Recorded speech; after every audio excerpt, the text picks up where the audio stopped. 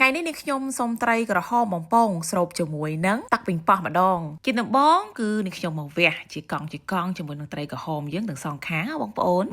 មានត្រីកេះចាត្រីផ្សេងក៏បានដែរប៉ុន្តែនាងខ្ញុំចូលចិត្តធ្វើជាមួយនឹងត្រីក្រហមបន្ទាប់មកនាងខ្ញុំមកលាយជាមួយនឹងម្សៅស្រួយជាមួយទឹកបន្តិចទៅចារៀងខាប់ល្មមយកទៅបៀកពីលើត្រីបងប្អូនបៀកឲ្យសព្វមកដើម្បីពេលយើងបំពងទៅគឺកលាតល្អហើយវាអត់ជាប់អតែតៃបងប្អូនឲ្យតែមកហូបបំពងឆាជៀនហ្នឹងបងប្អូននាងខ្ញុំមិនដែរភ្លេចទេជាមួយនឹងប្រេងឆាសណ្ដែកសញ្ញារូបបេះដូងដែលនាំចូលផ្ដាច់មុខដោយក្រុមហ៊ុនកូនខ្មែរយើងពីប្រទេសម៉ាឡេស៊ីចាញ់ពីសណ្ដែកសៀងពិតតែម្ដងបងប្អូនបើនិយាយអត្ថប្រយោជន៍គឺច្រើនណាស់កាត់បន្ថយហានិភ័យជំងឺដាច់សរសៃឈាមបេះដូងការពារជំងឺពុកឆ្អឹងជំនួយក្នុងការរំលាយអាហារកាត់បន្ថយការកេងមិនលក់សម្បូរទៅដោយវីតាមីន E អូមេហ្គា 3 6 9ដល់បងប្អូនមកមើលវិធីធ្វើទឹកប៉េងប៉ោះសម្រាប់ទុកស្រូបពីលើត្រីបំពងរបស់យើងបងប្អូនចាប៉េងប៉ោះបងប្អូនជ្រើសយករៀងទុំតិចមកបងប្អូនណាចាបានធ្វើទៅឆ្ងាញ់ណាខ្ញុំអត់ចង់ដាក់ទឹកប៉េងប៉ោះស្រាប់ទេគឺនាងខ្ញុំចូលចិត្តធ្វើខ្លួនឯងតែម្ដងសម្រាប់ប៉េងប៉ោះនាងខ្ញុំហាន់ល្អិតចឹងទៅយកពាក់កណ្ដាលយកទៅកិនងាកមើលត្រីគឺរៀងមកជាហៀងឲ្យខ្លាច់ខ្លោចមកប្រែសិនណាបងប្អូនចាឥឡូវយើងបន្តធ្វើគ្រឿងយើងទៀត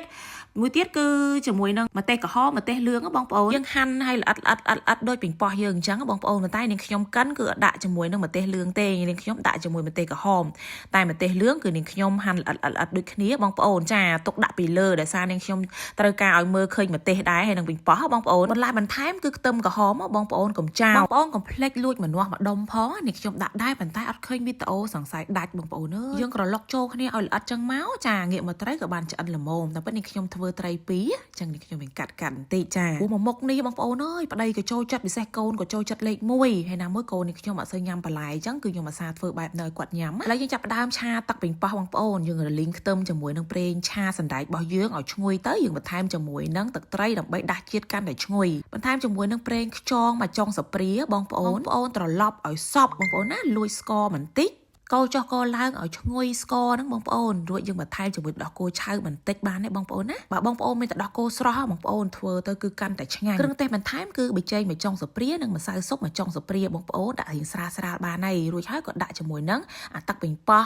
ចាម្ទេសហើយនឹងខ្ទឹមដែលយើងបានកិនហ្នឹងដាក់ចូលរៀងពុះចូលជាតិគ្នាបងប្អូនដាក់អាប៉េងប៉ោះហើយនឹងម្ទេសហ្នឹងដុំហ្នឹងចាក់ចូលមកបងប្អូនចាហើយយើងកូរវាឲ្យសព្វទៅមកពុះជាការស្រេចបងប្អូនភ្លក់តាមការគួរទៅថែមថយលើសខ្វាយបងប្អូនដាក់តាមហ្នឹងបងប្អូនចាមួយមុខនេះដឹងតែក្មេងៗគាត់ញញឹមហើយព្រោះគាត់ឃើញមើលទៅទឹកប៉េងប៉ោះច្រើនអញ្ចឹងណាព្រោះក្មេងៗចូលចិត្តណាទឹកជ្រលក់ប៉េងប៉ោះហ្នឹងអញ្ចឹងមកបងប្អូនមានពេលបងប្អូនធ្វើទឹកប៉េងប៉ោះខ្លួនឯងកុំទិញស្រាប់ហ៎បងប្អូនចាឥឡូវទឹកសូសយើងបានរួចរាល់បងប្អូនយើងគ្រាន់តែចាក់ស្រោចពីលើត្រីបំពងទៅជាការស្រេចហើយចាចាក់ឲ្យជោគបងប្អូនព្រោះទឹកប៉េងប៉ោះនេះនាងខ្ញុំធ្វើរៀងស្រាលអត់ដិតទេអញ្ចឹងគាត់ចូលចិត្តញ៉ាំជាមួយនឹងបន្លែ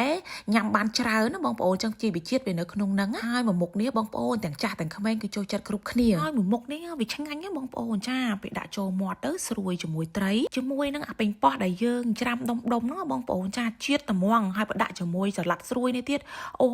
ជាតិខ្លាំងណាស់បងប្អូនអើយនិយាយទៅឆ្ងាញ់ខ្លាំងណាបងប្អូនអត់មែនឆ្ងាញ់លេងទេអញ្ចឹងបានក្មេងៗក៏ចូលចិត្តញ៉ាំហើយសម្រាប់បន្លែយើងអាចបន្លំគាត់បានចាឆ្ងាញ់ខ្លាំងណាបងប្អូនសាកធ្វើមើលឲ្យងាយស្រួលអត់បាក់ធ្វើទេសំខាន់វាផ្ដល់សុខភាពឲ្យយើងទៀតប៉េងប៉ោះជាមួយនឹងម្ទេសជាមួយនឹងសាឡាត់ស្រួយជាមួយខ្ទឹមក្រហមហ្នឹងបងប្អូនយើងធ្វើឲ្យរសជាតិកុំឲ្យដិតពេកបងប្អូនរៀងស្រាលតិចទៅក្មេងក៏ញ៉ាំបានមនុស្សចាស់ក៏ញ៉ាំបានហើយផ្ដល់ជាមួយនឹងសុខភាពឲ្យយើង